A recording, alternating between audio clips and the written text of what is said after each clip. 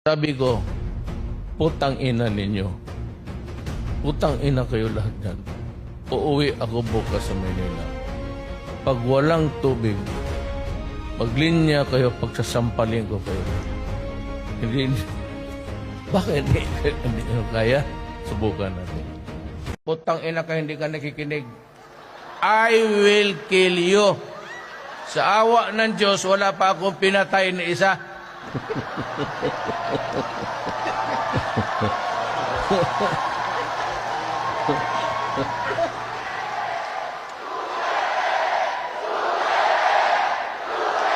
Sa Malacanang ngayon, wala na yung steak.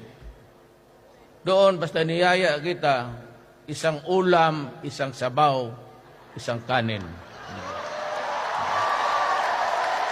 Manganya lang tayo. Ni minsan, magna 9 months na ako plus.